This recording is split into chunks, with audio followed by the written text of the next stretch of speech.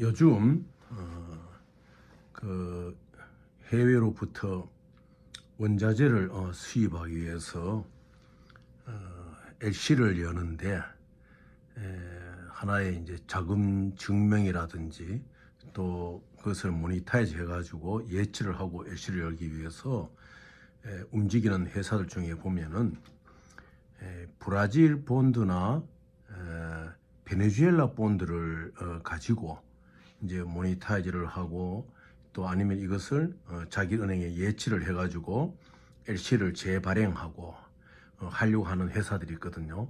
물론 좋은 안이에요. 그렇지만은 현재 우리나라에 들어오고 있는 이런 베네수엘라 본드나 브라질 본드, MTN이죠. MTN들이 보면은 100%다 베리파이가 되지 않는 것입니다. 이제 이러한 뱅크 인스트루먼트의 진위를 확인하고 진위도 중요하고 그 다음에 이 인스트루먼트에서 과연 펀드가 붙어 있느냐 이제 이런 걸 확인하기 참 중요하거든요. 그래서 이제 이 발행되느냐 확인하는 건 베리피케이션이고 그 다음에 이 펀드 캐시가 붙어 있느냐 아니면 캐시에 버금가는 어떠한 그러한 자산들이 이제 확인하는 것은 어선디케이션인데 이 베리파이와 베리피케이션과 어선디케이션을 다 할 수 있어야지 이걸 실제로 쓸 수가 있거든요. 또 일부 해외의 이제 국가들은 보면은 보통 일반적으로 이제 당한 사람들은 뭐 어느 해외에 있는 무슨 컴퍼니가 프라우드 게임을 한다 그러면 그런 게 아니에요. LC를 보내는데도 그 쉘라의 컴퍼니에 지정된 은행에서 컨펌을 안 해주는 거예요. 왜냐? 그들의 막강한 변호사를 활용해 가지고 그 LC가 왔는 이슈의 어카운트에 과연 자기들하고 계약한 바이아의 자금이 있느냐 없느냐 그걸 확인하는 거예요. 그래서 일반인들이 생각할 때는 은행에서 보내주는 LC인데 그거 받으면은 그대로 은행길이 다 된다. 그렇지가 않아요. LC 중에도 현금이 또 해외 간의 무역 거래에 필요한 요건을 갖춘 펀드가 있느냐 하는 거하고 그 다음에 하나의 그 은행 간의 단지 크레딧만 움직여주는 책임 안 지는 크레딧도 있거든요. 이제 그런 경우. 이래서 여러분들이 그 LC를 어디 의뢰할 때 굉장히 주의를 해야 된다. 가장 좋은 방법은 여러분의 컴퍼니 어카운트에 자금을 넣고 LC를 내는 게 좋죠. 그러면은 상대방 셀러 쪽에서 프라우드 게임을 하기 위해서 변호사를 통해 가지고 걸어올 때 내 어카운트니까 얼마든지 보여주면서 그렇게 할 수가 있는 것이거든요. 그래서 여러분들이 일을 진행하는 과정에 있어서 조금 인내심이 필요한 거예요. 그래서 무조건 LC가 가는 것보다는 이 LC의 성격이 뭐냐 그리고 받는 리시빙 뱅크에서 해외에 있는 리시빙 뱅크에서 컴플레인이 올 수 있느냐 없느냐 아멘드 사항들이 펀드에 관한 사항이냐 이런 것을 잘 이제 확인해야 됩니다.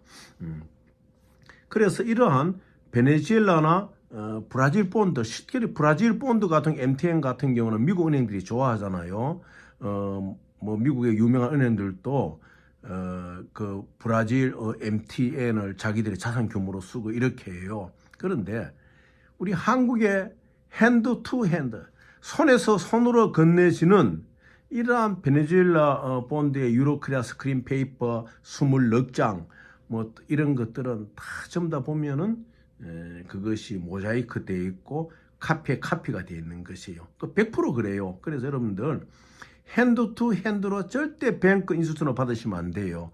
그래서 브라질 본드를 갖고 여러분들 회사를 돕겠다는 사람이 있으면 최소한 BCL이라든지 POF라든지 이것을 컨펌을 우리 스위프트로 해달라. 꼭 스위프트로 799 아니더라도 199라든지 단순 메시지라도 그러한 이 오너로부터 컨펌을 내 뱅크 해달라. 그 이후에 그러한 유로크리아 스크린 페이퍼를 인수해가 이걸 이제 베리파이 앤드 어스티케이션 들어가야 돼요. 또 유로크리아 스크린 페이퍼는 또 보통 24장 내놓는 것은 다 전부 다 100% 페이크거든요. 27장이 되어 있어요. 가장 중요한 우리 그 일상사의 주민등록 초본처럼 이 MTN이 어떻게 움직이느냐, 어떻게 생성되고 어떠한 과정으로 몇 명의 온화를 거치고 지금 어떠한 상태에 와 있다는 그 스토리가 풀 스토리가 완전히 나와 있는 2장까지도 그게 다 해가지고 27장이 다 있어야 돼요. 거기 보면은 오너십도 트랜스퍼 해주다. 오너십을 트랜스퍼 받지 않고는 여러분들의 펀드로서 예치하고 LC를 끊을 수가 없는 거거든요. 왜냐, 예를 들어 가지고 여러분들에게 MTN을 제시하는 그러한 어떠한 외국이나 한국에 있는 에이전트가 있다면은 그 사람들 이름으로서는 그것을 어떻게 예치할 수가 없어요. 그 오너 이름으로 예치가 돼야 되니까 그 오너하고 대화를 하고 오너로부터 트랜스퍼 오너십을 받을 수 있느냐, 이걸 꼭 하게 하는 것이 중요하다는 것을 여러분들 꼭 아시기 바라고, 어려움이 있으면 이제 항상 연락을 해주시면 됩니다. 그리고 이번에 이제 우리 정부가 이제 2023도 예산을 확정했지 않습니까? 국회에서 656조 9천억, 거의 657조에 가까운 자금인데, 그 안에서 또 이제 이번에 새만금 또 3천억, 그 다음에 지역화합에서 3천억, 이렇게 이제 정액을 시킨 걸 제가 볼 때 참 안타까운 심정이 들어요. 실제로 현재 한국의 경제 구조상 지역화폐는 이제 발행하는 것은 도움이 안 됩니다. 지역화폐를 발행할 정도의 자금력이 있다 그러면은 차라리 그 3천억이란 그 자금을 하나의 파운데이션을 만들어 가지고 실제로 서민들이 자기들의 생업에 그 낚싯대를 질 수 있는 길을 열어줘야 돼요. 특히 우리나라의 일반 개인 그 자영업자들이 많지 않습니까? 그 자영업자들이 어떠한 조그만 자본의 그 개런티나 뭐 이런 것 때문에 사업에 애로를 경우가 많거든요. 특히 여러분들 같은 이제 무역하시는 분들 같은 경우에도 보면은 LC를 낸다든지 이런 어려움이 많지 않습니까? 또 원자재를 수입해 오는 역군들, 무역 역군들도 있고, 그래서 이제는 이러한 기대를 꼭 뭐 국회나 정부에 하는 것보다도 여러분들 스스로 무역 연대를 만들어야 돼요. 자영업자들이 자기들의 연대를 만들어 가지고 자기들의 권리를 지켜가듯이 이러한 무역업을 하시는 여러분들, 특히 해외 원자재를 가져와 국익에 보탬이 되게 일을 하시는 분들은 여러분이 그 품목에 따라 연대를 만드셔야 돼요. 여러분들이 예를 들어 무역 연대다 그래 만들어서 실제로 유럽의 모든 기업들이 발달하고 유럽의 그 중소기업들이 발달하고 유럽의 그 중간, 그러니까 이 유럽의 그 허리, 유럽 백성들의 그 자본의 허리가 든든한 것이 뭐냐면 다 투자조합에서 발달했던 거거든요. 각자의 돈을 모아가지고 무역을 하고, 그러면 리스크도 이제 방지하는 거 아닙니까? 그래서 여러분들 여러분들 한 사람의 힘으로 어려운 것은 같은 아이템의 무역을 하는 분들이 있으면은 같이 연대를 해야 돼. 이제는 꼭 뭐 노동관계, 노동운동에서 어떤 연대 그런 것도 있고 사회운동 연대도 있겠지만 이제는 먹고 사는 운동에 연대를 하셔야 돼요. 왜? 이 국회가 말이죠. 이 국회의원들이 특권만 누릴 줄 알지 제대로 국민들을 위해서 정말 지금은 해외 영업을 해가지고 이 나라 백성들을 살려야 되는 시대예요.